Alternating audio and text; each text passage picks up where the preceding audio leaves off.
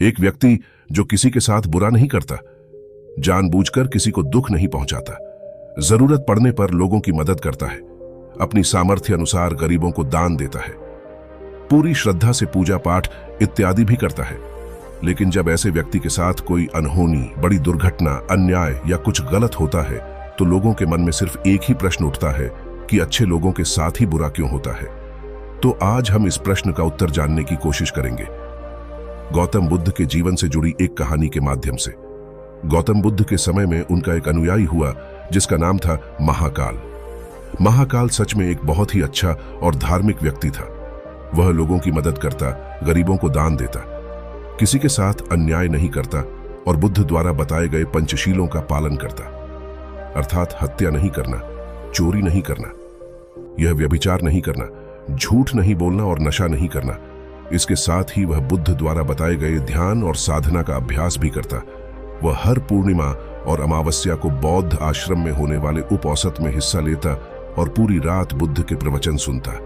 ऐसे ही एक आवश्यक के दिन उसने उपोषण किया और रात को बुद्ध के प्रवचन सुनने लगा, और सवेरे जब बुद्ध के प्रवचन समाप्त हुई तो आश्रम से निकलकर वह पास के ही तालाब में नहाने के लिए चला गया। उसी रात उस गांव में कुछ चोर एक घर में चोरी करने के लिए घुसे हुए थे। जब वो चोरी करके भाग रहे थे तो गलती से एक चोर का पैर बर्तन से टकरा गया और बर्तनों की आवाज से घर के लोग जाग गए। चारों तरफ हल्ला मच गया कि गांव में चोर घुसे हैं। मोहल्ले के लोगों ने चोरों का पीछा करना शुरू कर दिया। कुछ देर तक तो चोर गहने जेवरात की पोटली लेकर भागते रहे, लेकिन जब उन्हें महसूस हो गया यह बचना संभव नहीं है, पकड़े जाएंगे तो तालाब के पास से जाते हुए चोरों ने सारे गहने जेवरात महाकाल के कपड़ों के पास फेंक दिए और वहां से भाग गए। जब लोग वहां पहुंचे तो उन्होंने देखा कि चोरी का सारा सामान तो इस व्यक्ति के कपड़ों के पास पड़ा हुआ है। सभी लोगों ने महाकाल को ही चोर समझ लिया और तालाब से बाहर निकालकर उसे मारना शुरू कर दिया। वह कहता रहा कि मैं चोर नहीं हूं, मैं तो रात भर प्रवचन सुनकर आया हूं और यहां सिर्फ स्नान कर रहा था। मुझे नहीं पता यह चोरी का सामान यहां कैसे आ गया। लेकिन भीड़ ने उसकी एक न सुनी और यह कहते हुए और मारने लगे कि अच्छा, चोरी करने के बाद अब नाटक कर रहा है कि मैं अच्छा आदमी हूं, प्रवचन सुनकर आ रहा हूं। गुस्साई भीड़ ने उसे इतनी बेरहमी से पीटा कि उसकी मौत हो गई और उस मृत महाकाल के शरीर को वहीं छोड़कर लोग अपने अपने घर चले गए। सुबह जब आश्रम के कुछ हिस्से तालाब में पानी लेने के लिए आए तो उन्होंने महाकाल के मृत शरीर को तालाब के पास पड़ा। देखा उसने पर पता चला कि चोरी के आरोप में लोगों ने महाकाल को पीट पीट कर मार दिया। शिष्यों ने बुद्ध के पास जाकर यह दुखद खबर सुनाई कि बेचारे उपासक महाकाल को लोगों ने मार दिया। उसे उस गलती की सजा मिली जो उसने की भी नहीं थी। बुद्ध शिष्यों के द्वारा की जा रही अलग अलग बातों को बस ध्यानपूर्वक सुन रहे थे। तभी उनमें से एक शिष्य बुद्ध से पूछ लिया, बुद्ध, यह बात तो आप भी जानते हैं कि महाकाल कितना अच्छा इंसान था।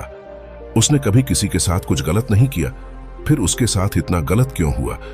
बुद्ध ने कहा, महाकाल इस जन्म में तो अच्छा था, लेकिन आज जो भी उसके साथ हुआ यह उसी के कर्मों का फल है जो उसने पूर्व जन्म में किए थे। अपने पिछले जन्म में महाकाल वाराणसी के राजा के यहाँ एक राज्य अधिकारी था। वाराणसी के पास एक बड़ा सा व्यावसायिक गांव था जहां पर पहुंचने के लिए एक जंगल को पार करना पड़ता था। लेकिन उस जंगल में कुछ लुटेरे रहते थे जो कि वहां से गुजरने वाले राहगीरों और छोटे व्यापारियों के सामानों को लूट लिया करते थे। व्यापारियों ने वाराणसी के राजा से अपनी सुरक्षा की गुहार लगाई तो वाराणसी के राजा ने अपने उस राज अधिकारी को कुछ सैनिकों के साथ व्यापारियों से कुछ धन लेकर उन्हें जंगल पार कराने के काम पर नियुक्त कर दिया। राज अधिकारी महाकाल भी अपने काम को पूरी ईमानदारी से कर रहा था। वह लोगों से कुछ धन लेता और अपने सैनिक भेजकर उन्हें सुरक्षित जंगल पार करवा देता। एक शाम पति पत्नी का एक जोड़ा अपनी छोटी सी बैलगाड़ी में बैठकर राज अधिकारी के पास आता है और धन के बदले उन्हें सुरक्षित जंगल पार करवाने के लिए कहता है। लेकिन राज अधिकारी यह कहते हुए उन्हें मना कर देता है कि अभी जल्दी रात होने वाली है, इसीलिए वह उनकी और अपने सैनिकों की जान खतरे में नहीं डाल सकता। उन्हें जंगल पार करने के लिए सुबह तक का इंतजार करना पड़ेगा। वह पति पत्नी बहुत आग्रह करते रहे कि अभी रात होने में बहुत समय है, वह भी जंगल पार करा दे, लेकिन राज अधिकारी नहीं मानता और भी सलाह देता है कि वो रात भर यहीं रुके, उनके रहने और खाने की व्यवस्था वह खुद करवाएगा। पति पत्नी को मजबूरन उस राज अधिकारी की बात माननी पड़ती है। असल में उस राहगीर की पत्नी बहुत सुंदर थी, जिसे देखकर राज अधिकारी उस पर मोहित हो गया था। उस पर काम वासना हावी हो जाती है, और जो व्यक्ति पर काम वासना हावी हो जाती है तो उसे सही गलत कुछ समझ नहीं आता। वह आसक्ति की आग में जलकर अंधा हो जाता है, और यही उस राज अधिकारी के साथ भी हुआ। उसने उन दोनों पति पत्नी के रहने और खाने की व्यवस्था तो कर दी, लेकिन साथ ही वह उसकी पत्नी को पाने की तरकीबें सोचने लगा। उसे एक तरीका समझ आया। उसके पास एक बड़ा सा हीरा था। उसने उस हीरे को रात में चुपके से उस आदमी के बैलगाड़ी के सामान में छुपा दिया, और सुबह होते ही हल्ला मचा दिया कि उसका कीमती हीरा किसी ने चोरी कर लिया है। उसने अपने सैनिकों को आदेश दिया कि हर एक व्यक्ति के सामान की तलाशी लेने के बाद ही उसे आगे जाने दिया जाए। सैनिकों ने तलाशी ली तो योजना के अनुसार हीरा उस पति पत्नी की बैलगाड़ी के सामान में छुपा मिला। राज अधिकारी उस व्यक्ति को सभी के सामने यह कहते हुए पीटने लगा कि मैंने तेरे रहने और खाने की व्यवस्था किया और तूने मेरे साथ गद्दारी की। उसके साथ उसके सैनिक भी उस आदमी को पीटने लगे, और पीटते पीटते उस व्यक्ति की मौत हो गई। बाद में राज अधिकारी ने अपने रुतबे और दौलत के दम पर उस स्त्री को अपनी पत्नी बना लिया, क्योंकि पिछले जन्म में महाकाल ने सिर्फ उस स्त्री को प्राप्त करने के लिए उसके पति पर झूठा आरोप लगाकर बेवजह उसकी निर्मम हत्या कर दी थी। इसीलिए पिछले जन्म में ही उसकी मृत्यु के पश्चात उसे नर्क प्राप्त होता है, और नर्क में बहुत दुख भोगने के बाद उसे इंसानी जीवन मिलता है। लेकिन इस जीवन में भी उसके पिछले कर्म उसका पीछा नहीं छोड़ते, और उसके साथ ही वैसा ही होता है जैसा उसने उस स्त्री के पति के साथ किया था। महाकाल को उस चोरी की सजा मिलती है जो उसने की भी नहीं थी। उसने इस जन्म में तो अच्छे कर्म किए थे, लेकिन उसके पिछले जन्म के बुरे कर्मों की वजह से आज उसकी यह दुर्गति हुई है। बुद्ध ने आगे कहा, तो फिर भिक्षुओं, अगर इस जन्म में किसी अच्छे व्यक्ति के साथ बुरा होता है तो उसके पुराने जन्मों के पाप ही होते हैं जिनका फल उसे इस जन्म में भुगतना पड़ रहा है।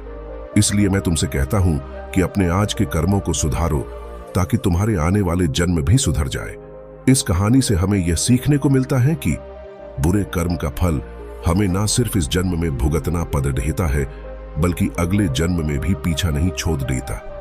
आज हम अपने स्वार्थ में आकर किसी और के साथ बुरा कर रहे हैं, लालच और ईर्ष्या में कई बुरे काम करते हैं, लेकिन इस बात को भूल जाते हैं उनके कर्म उन्हें ना सिर्फ इस जन्म में भुगतना है, बल्कि अगले जन्म में भी भुगतना पड़ेगा।